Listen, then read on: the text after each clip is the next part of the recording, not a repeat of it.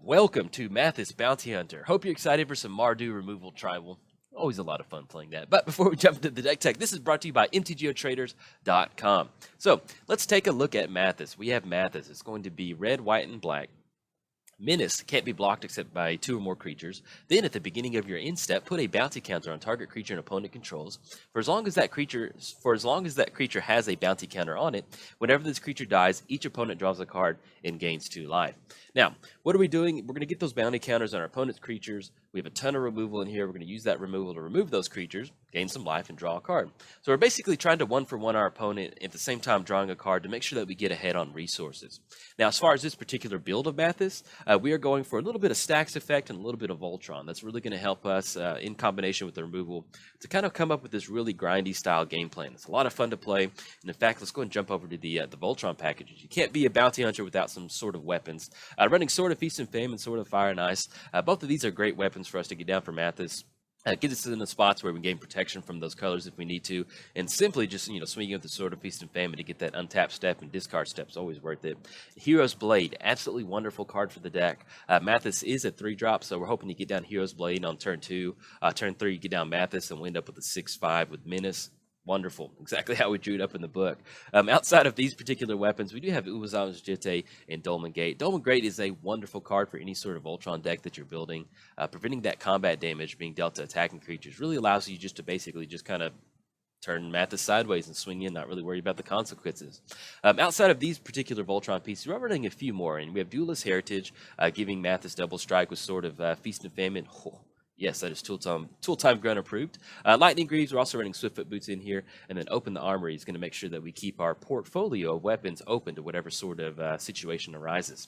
Now, outside of the Voltron pieces, we are running some Stacks effects in here.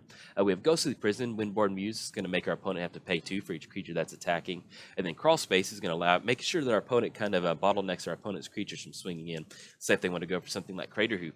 Outside of it making it hard for our opponent to attack in, we do have some spells that make sure our opponents enter the battlefield tapped. Our opponent's creatures enter the battlefield tapped. This is a really good effect for the deck. A lot of time, we're going to get Mathis down on turn 3. Maybe our opponent has 1 or 2 creatures out there. Simply having them enter the battlefield tapped is really going to help us kind of push this game plan to where they're not going to be able to use the bigger creature that they just got out there to kind of block from that menace. So it kind of puts them in a spots where they're going to be chump blocking with some creatures that they don't really want to, or simply is going to allow us to swing in for lethal. There's been a lot of games where we get down Authority of the Councils or Blind Obedience, and we simply just start swinging in for 3 combat damage a turn, and then very slowly start working our way towards combat damage win. I mean, a commander damage win. I mean, it happens, and very satisfying win, considering all the removal that we're running in here. Outside of these particular Voltron pieces, running 3 more in here. We have Kambal, which is going to punish our opponent for casting any sort of non-creature spell. No Mercy, if they finally do get through that Ghostly Prison, and then they finally do deal combat damage to us, we're going to have no Mercy on the battlefield to destroy it. And once again, keeping on with the enter the battlefield tap thing, running Thalia in the deck. Now, one of the big crucial parts to this deck is getting down card draw. This is almost a Monarch style deck. We want to maintain Monarch. We have different ways to get it down. Palace Jailer and then the Lich are going to allow us to kind of double up on our removal and at the same time maintaining card draw.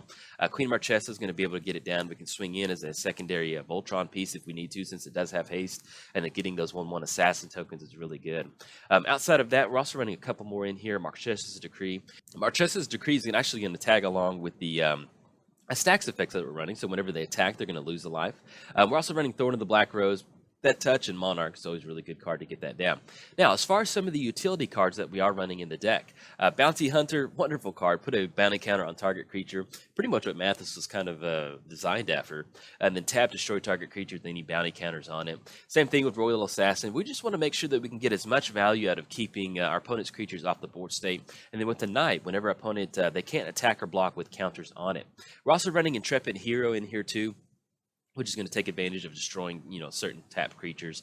We're also running the Truth Seeker. Whenever they deal damage to you, that player sacrifices a permanent.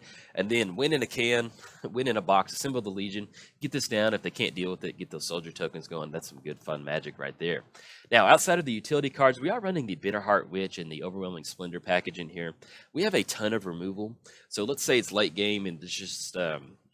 we have a lot of cards in the hand. We get down Bitterheart Witch, use a little bit of removal on it, and then get down Overwhelming Splendor. It's going to be a good way to can you just basically just turn our opponent's creatures into 1/1s and start swinging in with the Mathis as a 3/3 with Menace. Absolutely wonderful. Another crucial part of the deck is going to be the Planeswalkers that we're running in here. Basically, it kind of puts our opponent in this weird spots where, let's say that we do get down Ghostly Prison or Windborn Muse, and we start ticking up some of these Planeswalkers. They're going to feel obligated to start swinging in. That's going to be taxing on their resources for the turn, maybe spending 2 mana to allow a creature to swing in that they weren't anticipating for that turn. Kaya, absolutely wonderful. We can use that -1 ability, kind of start pinging away at our opponent's life total, or simply if we want to go for a little bit like a War of Resources, we go for the -2 ability. Ob Nixilis is going to be card draw and destroy target creature, and then Daretti, one of my favorite Planeswalkers I'm playing with recently, that +1 get the construct token onto the battlefield, and -1 is going to act as some secondary removal. Now that is the deck tech in a nutshell. Hope you enjoyed. I've got 3 gameplay videos for up for you right now, and if you want to go over and check them out, go for it. And I'm really excited about Mathis. I'm really excited to get him into the rotation and start recording more videos with him. So if you enjoyed the video, like and subscribe. Thanks. Bye.